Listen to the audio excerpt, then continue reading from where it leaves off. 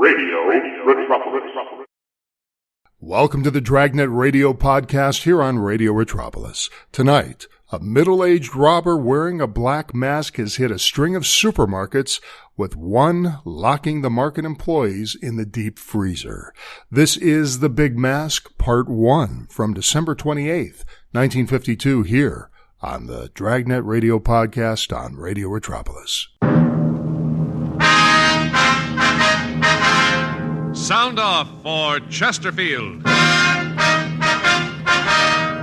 Chesterfield, the only cigarette in America to give you premium quality in both regular and king size, brings you Dragnet.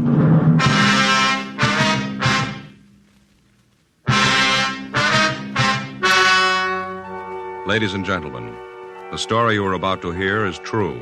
The names have been changed to protect the innocent.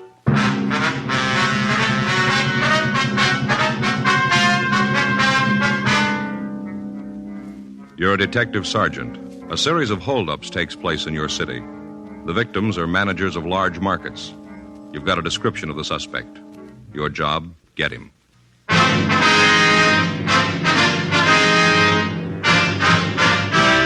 Dragnet, the documented drama of an actual crime.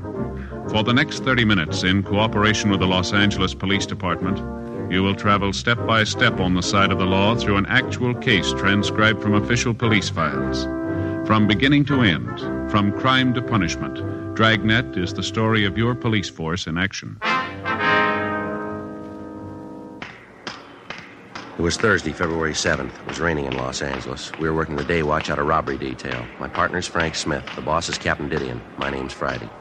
I was on the way back from R&I, and it was 8:42 a.m. when I got to room 27A. Robbery. Hey, you, Joe? Yeah. Where you been? Down to R&I. Oh, I'm sorry I'm late. No, there's no problem. Couldn't get the car started. The battery was dead. I had to call the gas station and have them get me started. Well, don't worry about it. It's okay. Anything here in the book? No. Checked him when I got in. Had a 211 out in Westwood last night. Same M.O. Might be the guy. Who's checking it? Murph and Creasy went out there this morning. Here's the stuff we got last night. R&I went through it. Doesn't look like they got anything. You seen the skipper yet? Oh, I saw him come in. I didn't talk to him. Came in, went to his office carrying a bottle of milk. Well, that figures.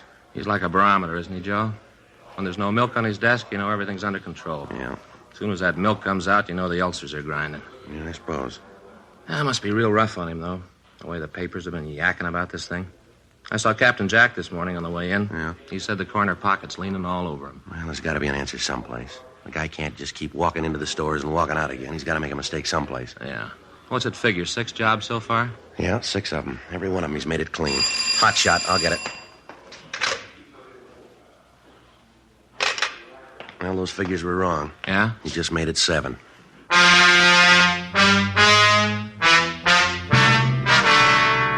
For the past 2 months, a hold-up man had been hitting markets throughout the central area. In each case, the description of the bandit was the same. His M.O. tallied with that used in other robberies. In each instance, the bandit had been waiting for the manager of the market when the store was opened. At gunpoint, the suspect would force the manager to accompany him around the market. He'd push a wire food cart in front of him as they walked. He'd pick up various merchandise and place it in the basket. He'd then force the manager to open the safe, clean it out, lock the manager in a cold storage vault, and walk out of the market pushing the food cart in front of him. Special stakeouts had been arranged at the markets. Extra units from Metro Division had been assigned to patrol duty, but the holdups continued. 9:22 a.m. Frank and I got to the address of the latest robbery, the county market at the corner of Olympic and Maryland. A radio car was there when we arrived. Come in.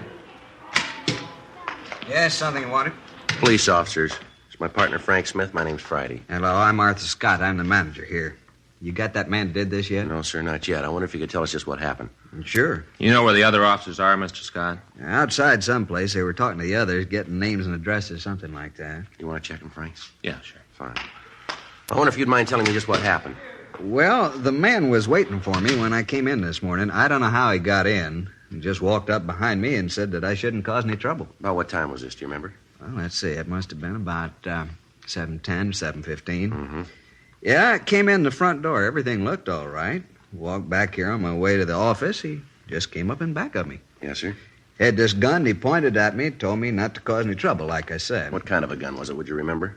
It was just a gun and pointed it right at me. Well, I understand that, sir. Do you remember if it was an automatic or a revolver? I guess it was a revolver, long barrel. I could see the bullets in it. I knew it was loaded. I wasn't going to mess with him. Yes, sir. And what happened after he walked up to you? He told me that if I went along with him, I wouldn't get hurt. And then he walked me up to the front of the store by the check stands, took one of the baskets, and started to walk along the racks. Made me walk in front of him. Real nervy. Took his time. Mm-hmm.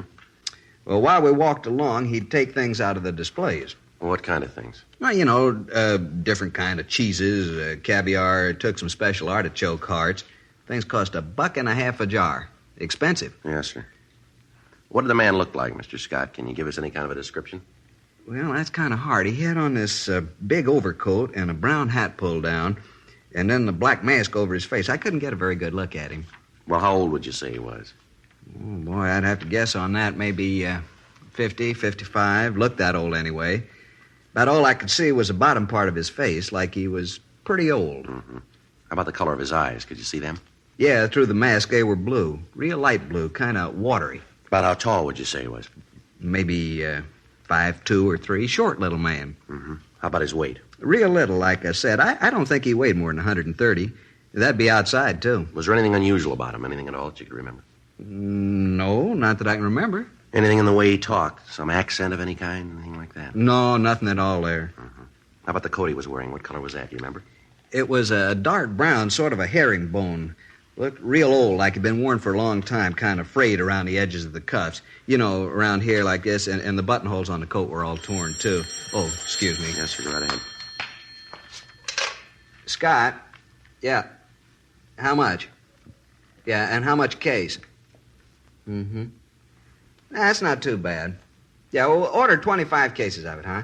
We'll use it as a loss leader this weekend. Okay. Well, don't bother me about it now. You do what you think. Okay. Seems like nobody can do anything but you. Give people a little responsibility, they hardly ever know how to use it. Yes, sir. Wonder if you'd go ahead with your story. Hmm? Well, right after this man picked up the food? Oh, well, at first I thought he was going to take that. And then I got to thinking about the stuff in the papers. You know about the Black Mask Bandit? Yes, sir.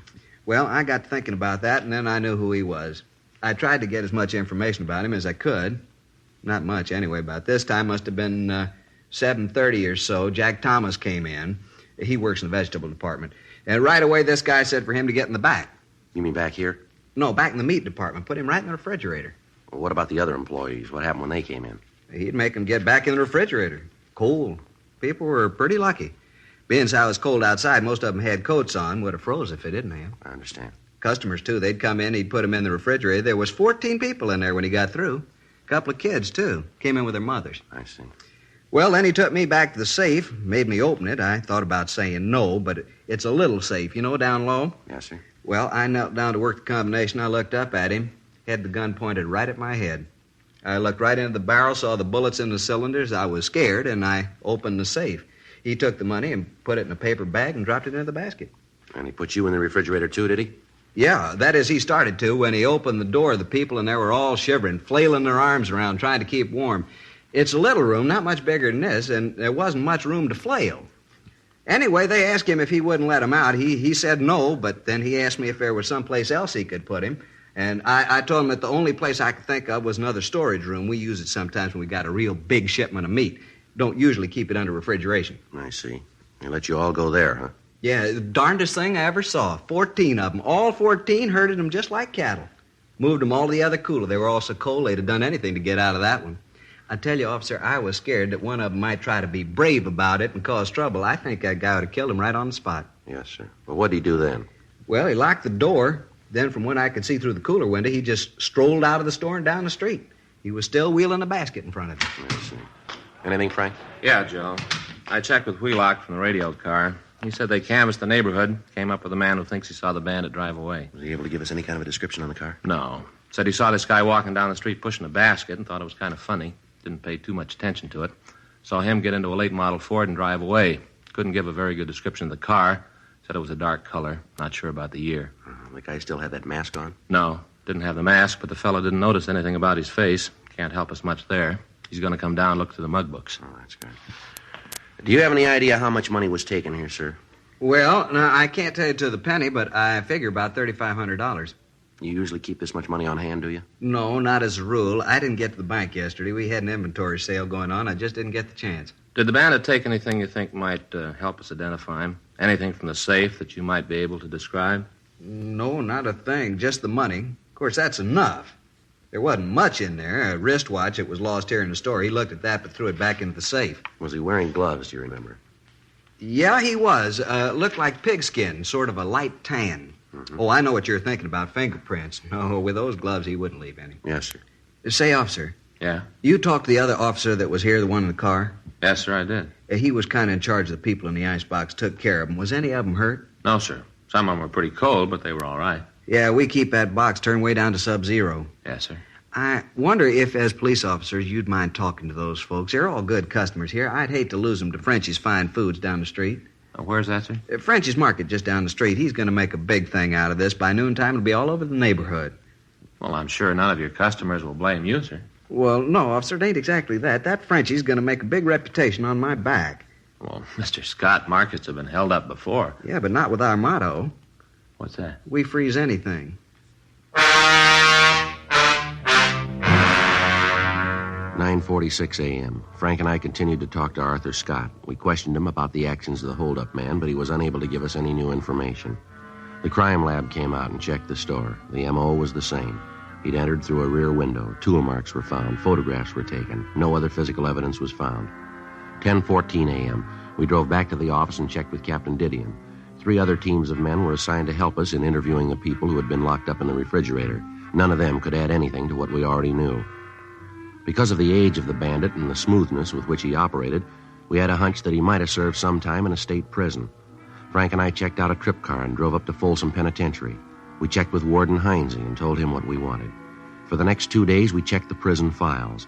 We got several possible leads, but when we got back to Los Angeles, none of them led anywhere. Tuesday, February 12th, 8:49 a.m. We checked with Captain Didion. Well, you come up with anything? No, not a thing, Skipper. We checked them all out. Nothing. How much longer you figure it's going to take you to come up with something we can use? We're doing everything we can. We've run down every lead. They all go nowhere. Yeah, I know. I've been telling the corner pocket that all month. It doesn't prove a thing, and they aren't buying it anymore. Well, Frank and I got an idea, Skipper. It's kind of wild, but might turn it. Well, let's hear it. And if you take a look at the map over here. Now, the last 2 months, he's hit 7 places here. Here, through here, and up and through here. Not much of a pattern, but maybe there's enough to work on here. Mm-hmm. From the way he's worked in the past, he's going to be waiting in the stores when the manager comes in. So the problem is to find some way to check the managers after they first get to the stores. So? Well, so most of the stores open about 8 o'clock. From what we've been able to check out, the managers get in about 6:30 to 7. We make arrangements for them to call the office after they're in the stores and they've checked them through. How are you going to work the calling? Well, Frank and I figured that if we could stagger the call, so we'd get one at, say, 6:30, next one at 6:31 or 6:32, and so forth. We allow them 5 minutes leeway. If we haven't heard from them in that time, then we know something's wrong. See? How many men do you figure you're going to need to do this? Well, maybe 2, 3 other teams. Those and the men from Metro that we have now. It's wild, Skipper, but it's about the only thing we got left. How long will it take you to check with the store owners? Well, maybe 2, 3 days. We figured we'd keep it in this area right over here. There seems to be maybe where he'll hit next. Is all we can. Now, just a minute. Robbery, Didion. Yeah. When? They sure about the ammo? Mm-hmm. Description? Send it in, will you? Right. Better enlarge that area. What do you mean? You just hit in Sacramento.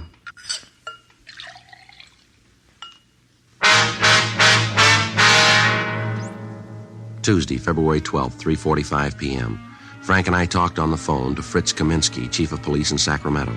He told us that the market bandit went through the same sequence of events that had characterized his operations in Los Angeles. First, he took several food items from the display stands in the store, and then he forced the manager to open the safe. After robbing the safe, the thief locked the manager in a meat refrigeration locker and left the store. A witness in the neighborhood saw the suspect leave the store and said that he'd escaped in a late-model dark Ford sedan. He was unable to give us much of a description of the man, but he said that he was elderly, small, and that he'd been dressed in a brown overcoat and a brown hat, and he wore a black mask. There could be little doubt that it was the same man who had been hitting the markets in the Southland. Wednesday, February 13th, Frank and I checked out a trip car and we drove up to Sacramento. We talked with the victim and with the witness. Both of them were unable to find the thief's picture in the mug books. Stakeouts were arranged on the markets in the Sacramento area, and additional bulletins were gotten out on the Ford sedan. Frank and I returned to Los Angeles and started to set up the plan that we discussed with Captain Didion. Each of the store managers agreed to cooperate, and starting the morning of February 18th, the plan was put into operation. 3 weeks passed. The bandit failed to hit again. March 18th, 6:37 a.m. Robbery, Murphy. What's that number? Yes. Robbery, Smith. Yes, sir. Okay, thanks. Number 38, okay. Right, still no word from 34. We better get ready to roll on it. Let's see. That's that supermarket on Palmetto Avenue. That's right. Let's go. Murph, Yeah? catch the rest of the calls, will you? Yeah, sure, Joe. What do you think, Joe? I don't know. Let's find out.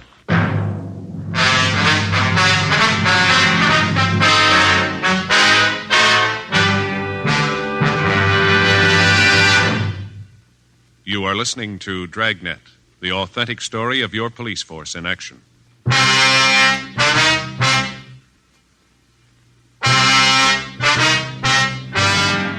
It took us a little over 5 minutes to get to the store on Palmetto. As we went by the place, we couldn't see anyone through the front windows. The store looked empty. Frank pulled the car into the parking lot next door to the store, and we walked around to the front. How about it? No, I can't see anything from here. You want to cover the back? Yeah. I'll give you time to get back there, then I'll go in the front. Right. Watch it.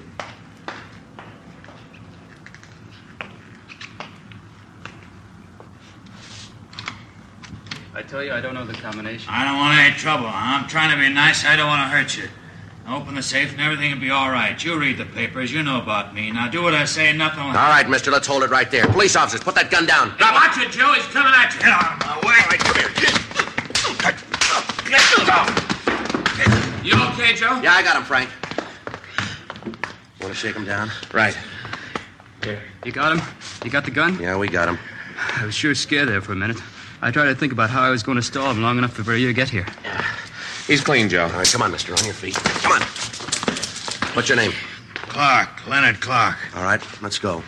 You want me to go along with you? Yeah, well, why don't you make a crime report? Fine, I'll do anything to help try to rob me. Lousy deal. Might have known something was wrong the way that guy played it. Should have known. Yeah, sure. You figure me for the guy you're looking for? This black mask bandit the paper's been yakking about? That's the way we figure it. Well, too bad, fellas. You can't make me for it. Is that right? Yeah, you're looking for somebody else. You got the wrong man. How old are you, Clark? 52? Ever serve any big time? Sure, what's that prove? Well, the way you look, the way you work this one, even the mask, we made you for it. Only one thing. What's that? You gotta prove it.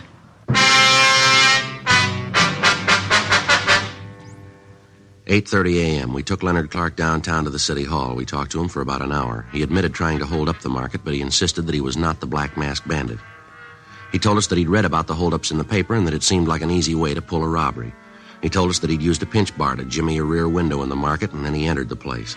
He told us that he'd waited for the manager to come in, and then he tried to get him to open the safe. Sergeants Murphy and Creasy went out to his home. They found nothing there to tie him in with the other robberies. A check through R&I showed a record on Clark listing 2 convictions for 211 and 1 count of 245 PC. He'd served time at both San Quentin and Folsom penitentiaries, as well as some of the eastern penitentiaries. Mugshots of Clark were shown to the victims of the Black Mask Bandit, and they said that it was a possibility that he could be the man who'd robbed them. Friday, March 21st, a special show-up was arranged, and the victims were asked to be present. We explained that the questions asked were for the express purpose of acquainting the victims with the suspect's voice. Clark was brought out on the stage and asked his name. Leonard Clark? What were you arrested for? I don't know. You must know what you're being held for. They say I'm the Black Mask Bandit. Are you? No. Were you armed when you were arrested? Huh? Were you armed when you were arrested? Yeah. What kind of weapon were you carrying? 38 revolver.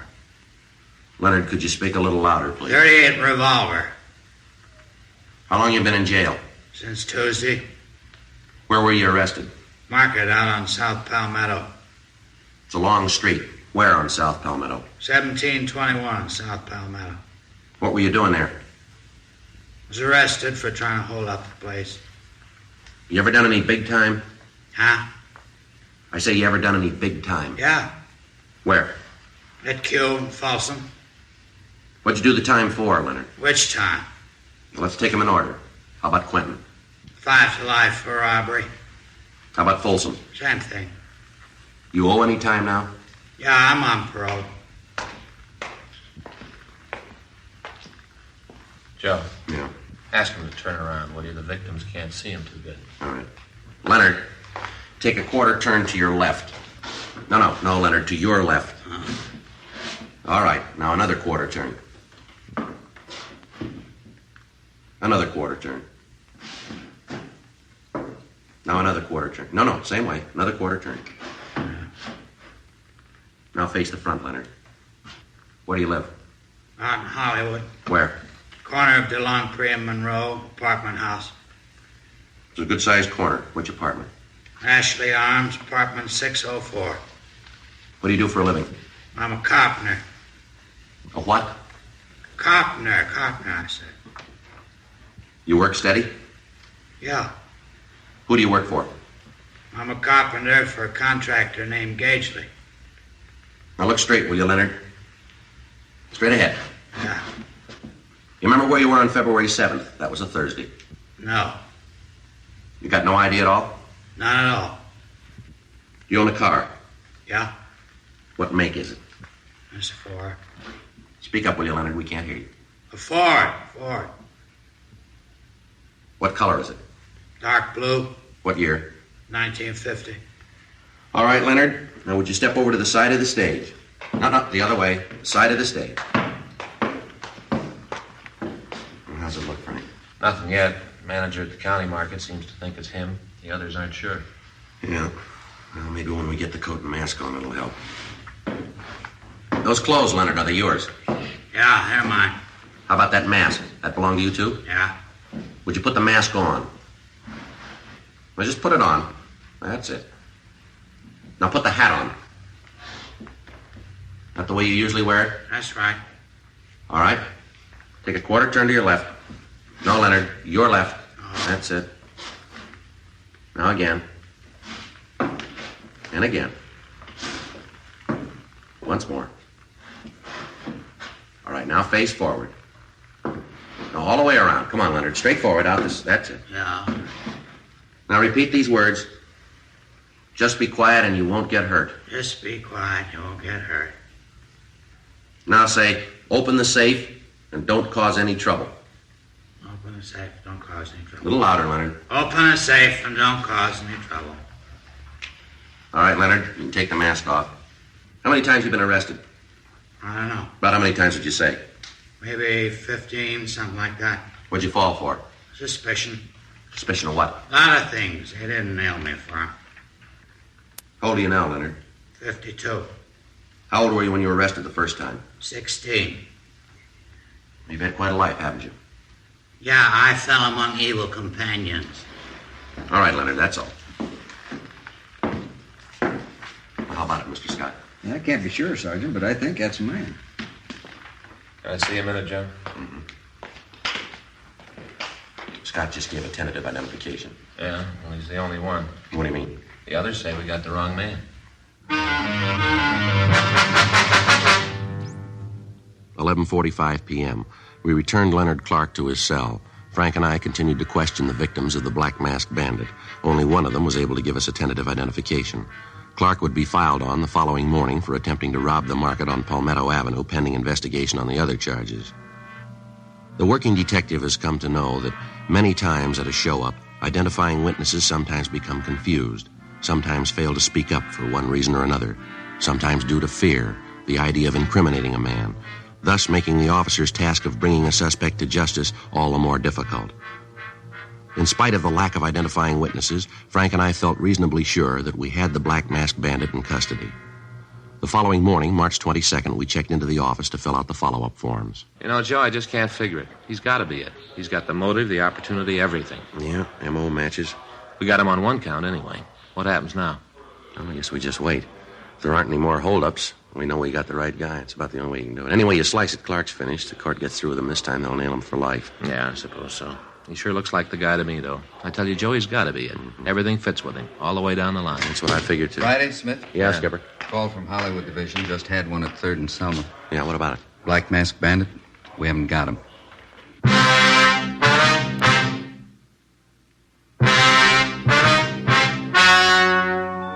The story you have just heard was true. The names were changed to protect the innocent. On July 17th, trial was held in Department 89, Superior Court of the State of California, in and for the County of Los Angeles. In a moment, the results of that trial.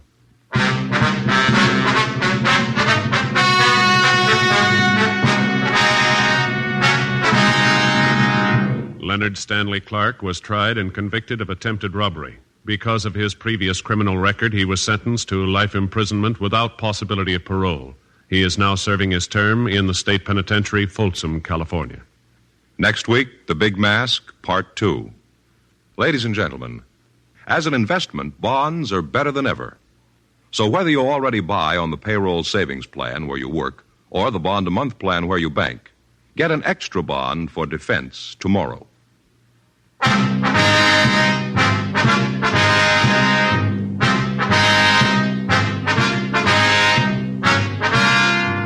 You have just heard Dragnet, a series of authentic cases from official files. Technical advice comes from the Office of Chief of Police W.H. Parker, Los Angeles Police Department. Technical advisors Captain Jack Donahoe, Sergeant Marty Wynn, Sergeant Vance Brasher. Heard tonight were Ben Alexander, Whit Connor, Harry Bartell. Script by John Robinson. Music by Walter Schumann. Hal Gibney speaking. Sound off for Chesterfield. Either way you like 'em, regular or king size, you'll find premium quality Chesterfields much milder. Chesterfield has brought you Dragnet, transcribed from Los Angeles.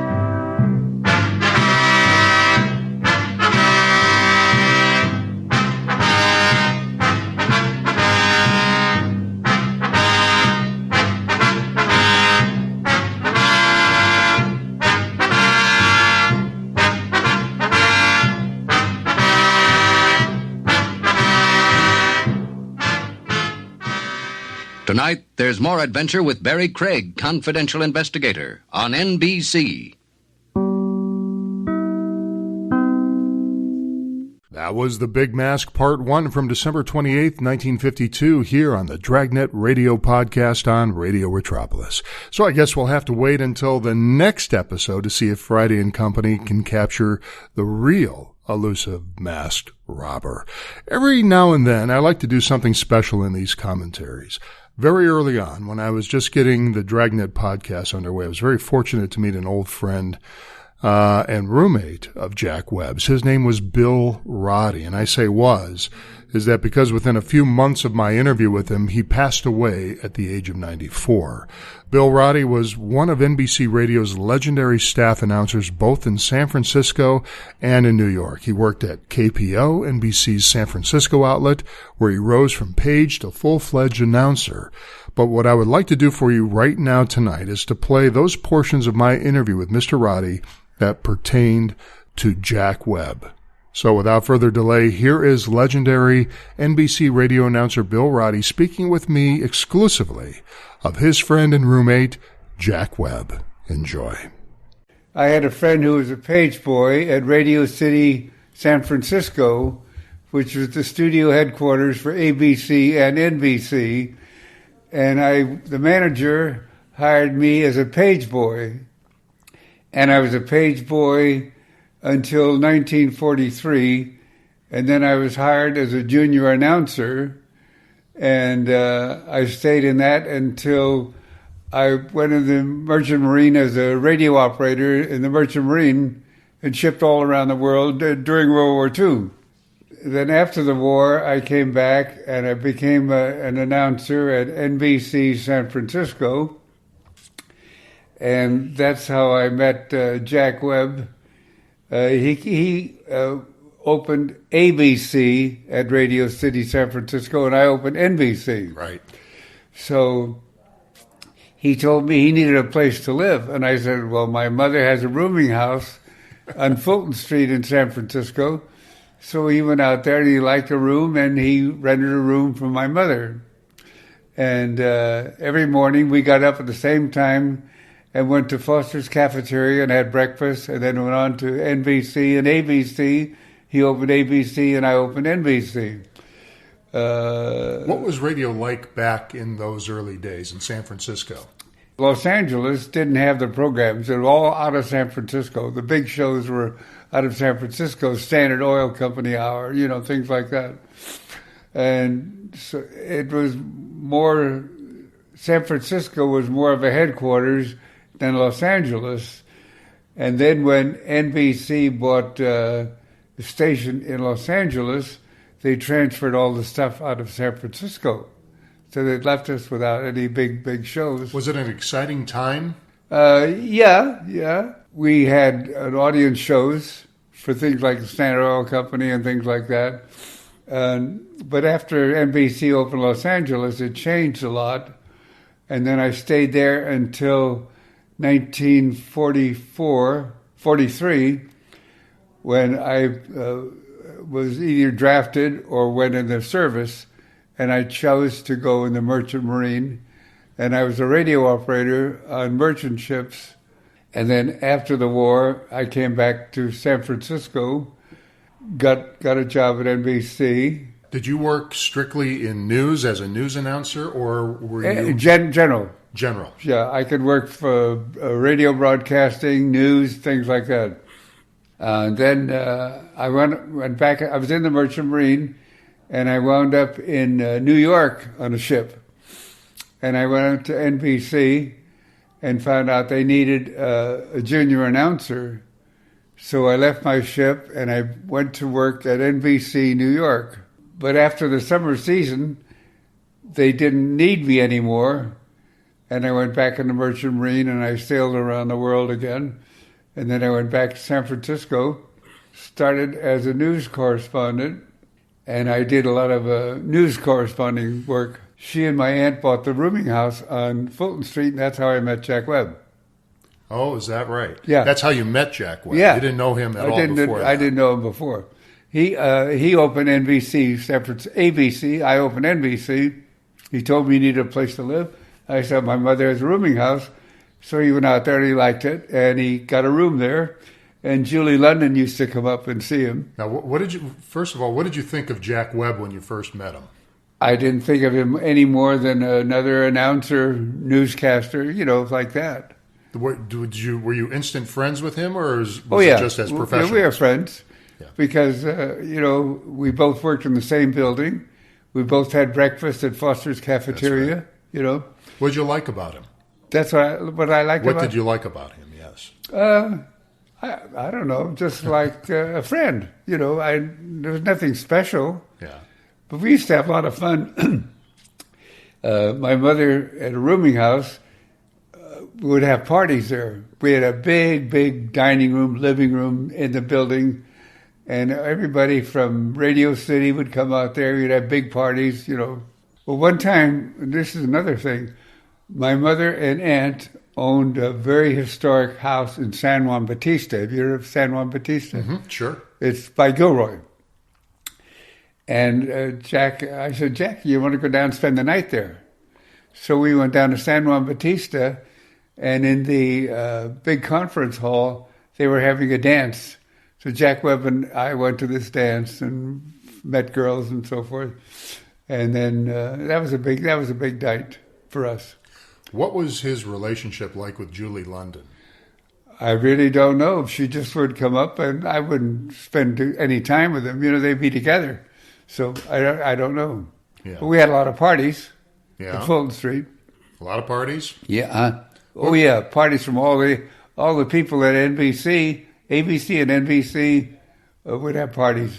They'd all come out and have a party at my folks' place. I wouldn't picture Jack Webb to be a party kind of guy.